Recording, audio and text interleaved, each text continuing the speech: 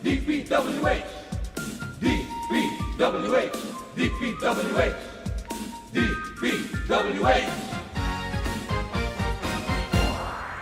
Ang maglingkod ng tapat, gantimpala'y karangalan, tunay na yaman gagalangin kailanman. Sa public works and highways, matibay ang samahan, budhi ang sandigan, laging maninindigan. Daan.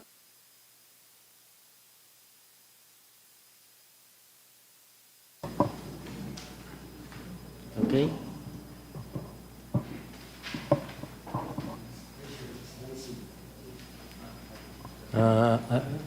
Again, welcome to our pre-bid conference.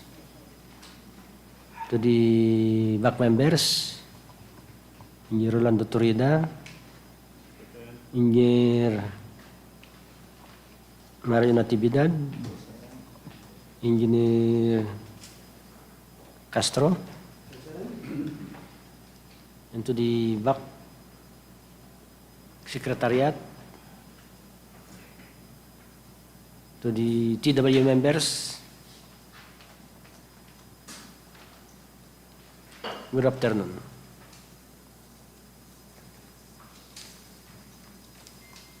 Okay, let's proceed directly.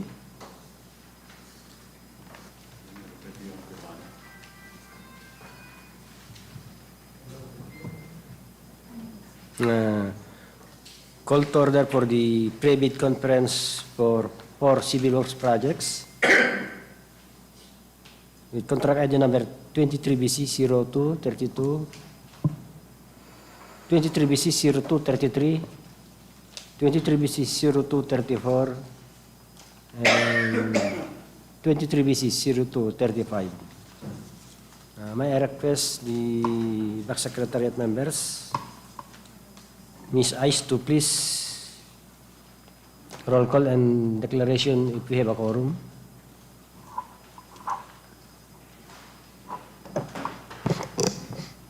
Good afternoon, Mr. Chair, and to all members of the Bids and Awards Committee. Please acknowledge as I read your name. The chairperson, Engineer Romeo D. Yakin. Present. The Vice Chairperson, Engineer Rolando G. Torrida. Engineer Mario C. Natividad. Engineer Todi Bazzi. Engineer Julian O. Castro Jr. Architect Emilio R. Abelia. And from the Technical Working Group, we have here the members, Engineer Wilkins P. Garcia, Engineer Christine Hazel M. Unciano, Engineer Gilmar G. Vega. Present, ma'am. And from the back secretariat, the members, yours truly, Aizala Borena, Sir Michael Ray Viado, Sir Gilbert Concordia, and Ma'am Carla May Espargal.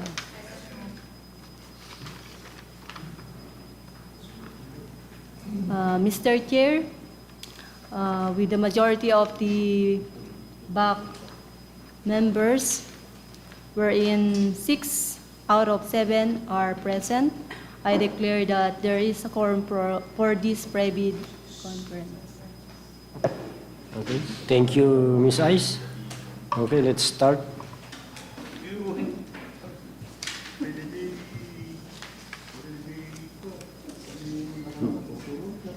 May I request Engineer Gilmar Vega to please read the brief description and explanation on the basic contract data for contract ID number 23BC0232. Thank you, Mr. Chair. For contract ID 23BC0232, repair of school building at Bilibigao Elementary School, Claveria, Cagayan. The approved budget for the contract is 1,379,110 pesos and 22 centavos. The major categories of work for the contract to be procured is buildings repair. This building is 1 story. The scope of works for this contract is finishing works, which includes the ceiling, painting works, pre-painted metal sheet, roofing accessory ridge roll, flashing, trusses, purlins, bolt, steel plate, sagrad, cross bracing, turnbuckle, and electrical works.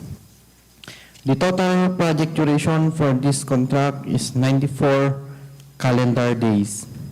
The minimum equipment requirement for this contract is 1 welding machine only. That's all, Mr. Chair. Thank you, Gilmar. The applicable fee for the bidding documents for this contract is 1,400 pesos only. Next project, again, may I request Engineer Gilmar Vega to please give us a brief description and explanation on the basic contract data of contract ID number 23BC0233. Thank you, Mr. Chair. For contract ID 23BC0233, concreting of service roads, farm to market roads of NIA at Tapiru, Santa Rosa, Abulug, Cagayan.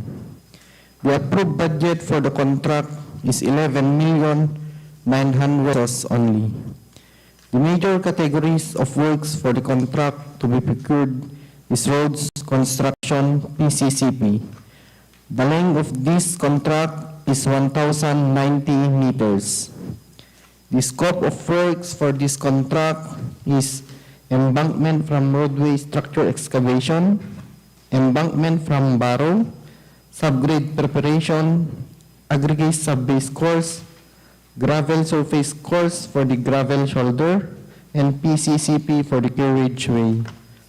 The minimum equipment requirement for this contract is concrete vibrator, concrete grader, dump truck, motorized road grader, payloader, transit mixer, vibratory roller, water truck, backhoe, concrete saw, and bar cutter. This contract with the contract duration of 88 calendar days, Mr. Chair. That's all, Mr. Chair. Thank you, Gilmar. The applicable fee for the bidding documents for this contract is 10,800 pesos only. Next, may I request Engineer Wilkis Garcia to please give us a brief description and explanation on the basic contract data of contract ID number 23BC0234. Good afternoon. For this contract, 23BC0234, concreting of service roads, farm-to-market roads of NIA at Pata East, Pata West. The location of the contract is Claveria, Cagayan, with an approved budget for the contract of 19,900,000 pesos. The major categories of work is RCP, roads, construction, PCCP, and with a net length of 1.040 kilometer. The total project duration is 122 calendar days, and the scope of works is we have earthworks, the aggregate subbase course, the Portland cement concrete pavement and gravel surface course, the drainage and slope protection, and curb and gutter cast in place.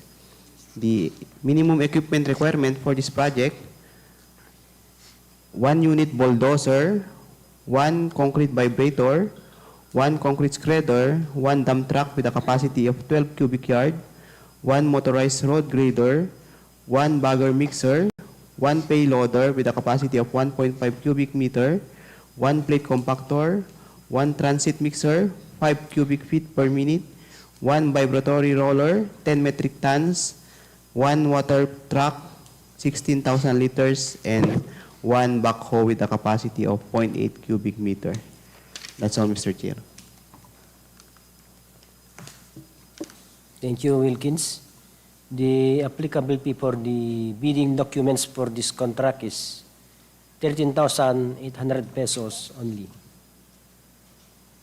The last but not the least, may I request Engineer Hazel Onciano to please give us a brief description and explanation on the basic contract data for contract ID number 23BC0235. For contract ID number 23BC0235, concreting of service roads, farm-to-market roads of NIA at Libertad, Abulug, Cagayan. The approved budget for the contract, 11,940,000. The major categories of work for the contract to be procured, roads construction, PCCP, with a net length of 1,148 lineal meters.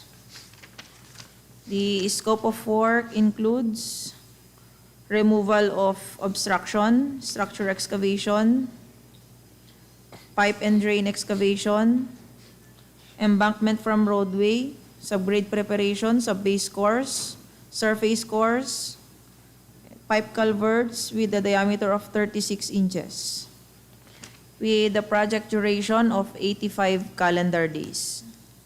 The minimum equipment requirement: concrete vibrator, concrete screeder, dump truck, motorized road grader, one bagger mixer, payloader, plate compactor, transit mixer, vibratory roller, water truck, and backhoe. That's all, Mr. Chair. Thank you, Hazel. The applicable fee for the bidding documents for this contract is 10,800 pesos only. Okay, that's all. Any reaction, question from the viewers on our live streaming? None? Any announcement from the back secretariat? Mr. Chair, on November 6, Monday, 10 a.m., we have a pre-bid conference of 16 projects under fiscal year 2023 and 10 projects under the National Expenditure Program of fiscal year 2024. And on November 7, Tuesday, 10 a.m., we have a bidding of 10 projects under fiscal year 2023, and November 8, Wednesday, 10 a.m., bidding of 13 projects under the National Expenditure Program fiscal year 2024, and lastly, November 9, Thursday, 10 a.m., bidding of 4 projects under the fiscal year 2023. That's all, Mr. Chair. 12, 6, 7, 8, 9. Interested bidders may obtain further information, and a complete set of bidding documents may be acquired from the back secretariat, procurement unit, second floor, new building, DPW's Cagayan 2nd DEO, Purok Lailo, Libertad, Abulug, Cagayan, during weekdays from 8 a.m. to 5 p.m. And bids must be duly received by the back secretariat through manually or electronically on or before November 9, 2023 at 10 a.m.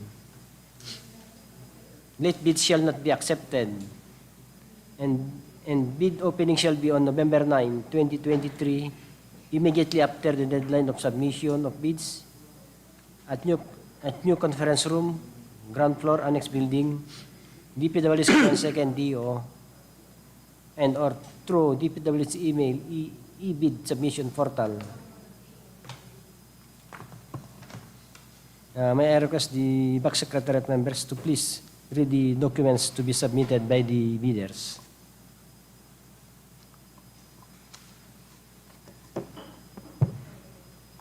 For the legal documents, a valid PhilJEPS registration certificate, which is a platinum membership, which is in accordance with Section 8.5.2 of the IRR.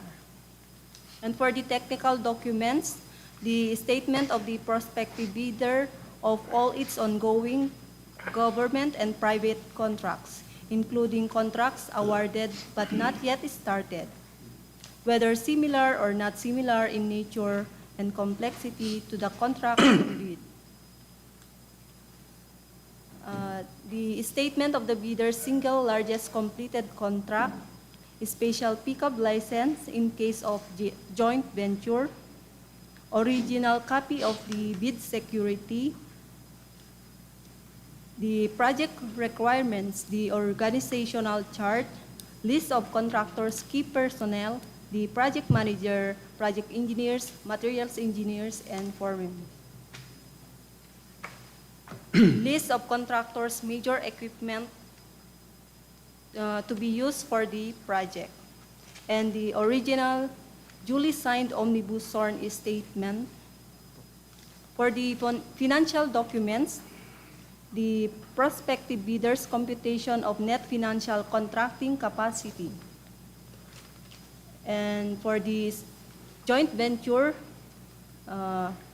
he shall submit the duly signed joint venture agreement in accordance with the RA number 4566 and its IRR.